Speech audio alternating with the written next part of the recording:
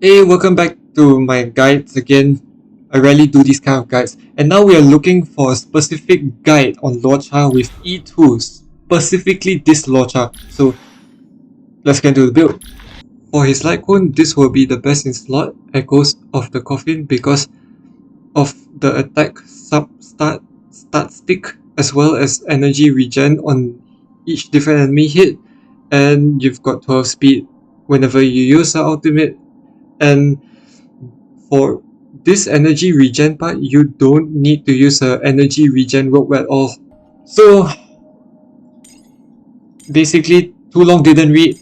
These two here are basically highly synergetic. So what this does in total is that all allies heal upon dealing damage to enemy. Simple as that. Very synergetic. So these three are very important, as important as they are bonus abilities. So this cleansing revival is like much Natasha, who can heal and debuff. Much is shielding, but she is also counted as healing because it's pseudo heal, pseudo health. So yeah. And through the valley, very nice, makes your Luocha almost invulnerable to crowd controls. But the thing is, you would still want to stack as much effect rest on his start as much as possible, because you can't afford to miss one turn without your field. Because then again, Luocha is wanting to get more energy, he's wanting to get more rotations in, spam more basic attacks so he can get more energy.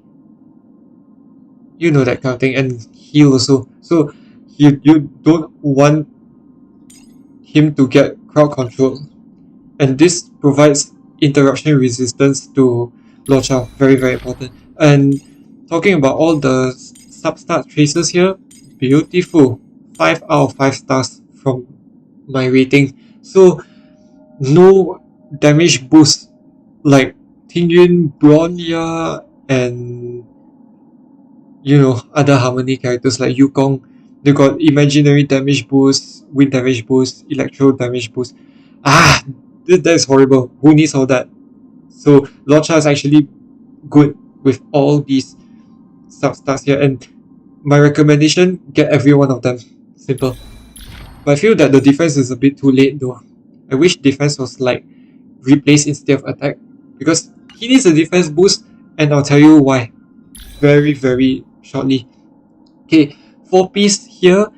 This is your general E0 Luocha build. You can use Musketeer of Huawei. This is the best in slot because more speed as well as more attack.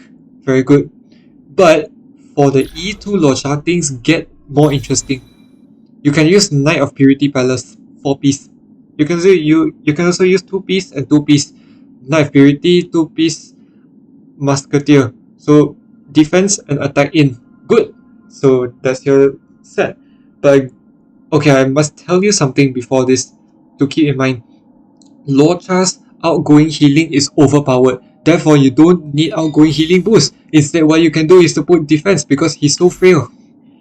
And that's why I said defense comes in later. And it always comes in handy. So you can use a defense sphere here and an attack body here, that's fine, but at least get one defense main star into your kit, for the love of God, please. Because he is as frail as Tingyun. Even more frail actually, because less defense. That's the main problem with Luocha. So that's why he needs defense in his kit, so he will survive longer. And for MOC 10 3-star clear, Do you want to enter the... I really did mine just to let you know. And what I found out that Clara teams with Luocha will definitely need the defense here. Why so? Because Kafka has AoE attacks, 2 AoE attacks, and 1 single target damage skill. So, and all these 3 moves can be executed in one rotation, one cycle I mean. So that's why she's very, very dangerous. And every time Luocha gets hit by at least one of the skills mentioned earlier, he will take at least half HP with him, half HP down. So this is why I recommended you to put defense. So that's pretty much it. But I still prefer having more speed on Luocha because, he wants to act more frequently to get his ultimates. And he doesn't really need energy regen rope in Clara team, like I said. So what I did was to put an attack rope here. You can even use a defense rope in case you're feeling pedantic about your defenses. And Luocha dies quite a lot, to be honest. And that's why I'm having a debate of putting attack or defense. But I chose attack for now and I'm testing it. But at least one defense main start here is always mandatory. And for your substats, focus on defense percentage as well as speed and attack percentage. And if possible, get effect rest. And effect rest, like I said in my other builds and my other guides, is an underrated substat. And always welcome to have. So for your foot, your boots, you always want speed. Get Luocha to 134 speed if possible. And if you can, that's really nice. Then for your attack sphere, this is probably going to be all substats in, but for your attack sphere here, things will change for your substats. You want defense percentage, speed, and effect rest. And if possible, you can put in a HP percentage on your planar sphere. So target for these 4 and you're really good to go. That's pretty much it. But again, if you're that special kind of person who really knows how to use his shields from the E2 and are really pedantic about defense, 4-piece Knight of Purity Palace or 2-piece Knight of Purity Palace and Space Healing Station, and Musketeer Huawei is good. Okay, now for the 2-piece here, Space Healing Station is the best in slot because more healing, and this allows him to not use Outgoing Healing Boost because his hit like this is too overpowered in terms of healing, outgoing healing. So that's why Space Healing Station is good. So you don't need to use Outgoing Healing Boost on your body. But if you want Fleet of Ageless for your DPS characters, it's fine, I guess, but I don't recommend it. Because you're forced to put in another start like defense somewhere. It's very difficult. So that's why Space Healing Station is still the best. And then let's say if you're having a Luocha without any defense, he will die very quickly. So that's why this build is considered the most optimal build. Of course, you will trade the 8% attack for the allies, but it doesn't really matter because you know why? You have the field that increases attack by 20%. So Fleet of the Ageless is not needed. Conclusion, done. Sprightly Von Whack is a waste of your time, so don't use it unless you like using ultimates more often, and that is good for imaginary breaking builds, but that's a very selfish 2-piece for Luocha. So not recommended at all. Sprightly Von Whack is a waste of time.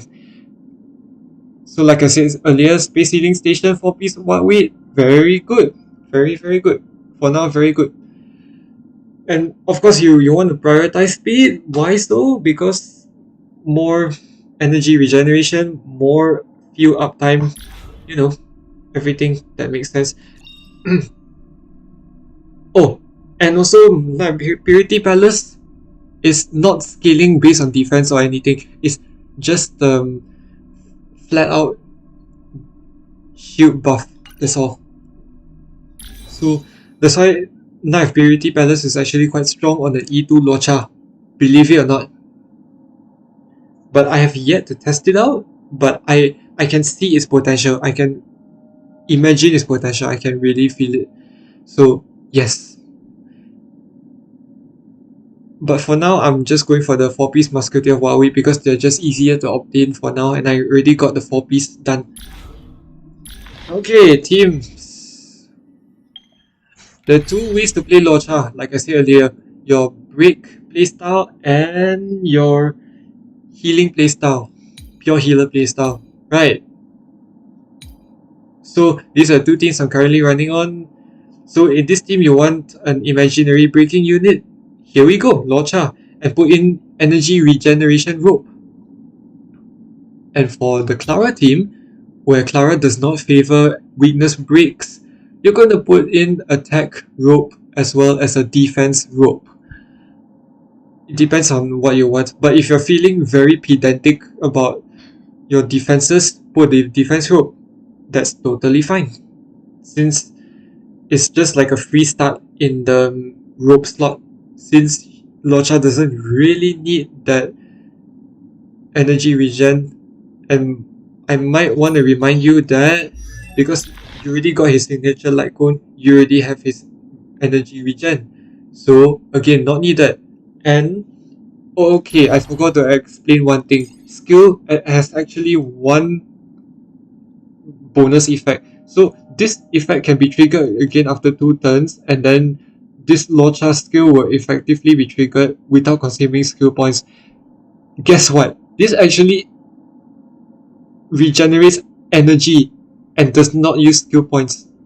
Bear in mind that. So you don't need to use energy regen rope at all. Just use a skill once, someone falls below 50%, then Luocha auto use skill, and therefore you will get more energy without even consuming skill points, guys. That is amazing. Holy shit. This is the most cracked healer I've ever seen. But the funny thing is that Luocha reminds me more of Tingyun than Natasha in a way, because you know of how frail he is, and that's why I said again, very important, put one defense main start onto your relic pieces. For the love of God, please do that. So, and Luocha will definitely appreciate it. So in this kind of team, much will be shielding Clara, much will be shielding Luocha, or you can do either way, but much will be shielding Clara first because that's drawing aggro towards Clara, right? So Luocha will be healing Tingyun or putting a shield on himself. It's not really good to shield much in the early game because of how frail these two characters are, the Tingyun and Luocha. So Luocha can shield Tingyun, Luocha can shield himself. Perfectly fine. Beautiful, beautiful. So Luocha here, you can just use it as imaginary breaking. Just spam skill, spam ultimate, but it's better to use a basic skill, and then you already get your ultimate up with your energy regen rope. So that's 3 turns in total. So very nice, very nice. But things will change for here for the Clara build. So what Clara build will really like is that Luocha will hit 2 skills or basic skill. Depends on what you want. But as long as you get the 2 stacks of Abyss Flower in, you're good to go. And you're done. We have now come to the end of the E2 Luocha guide. Cheers everyone.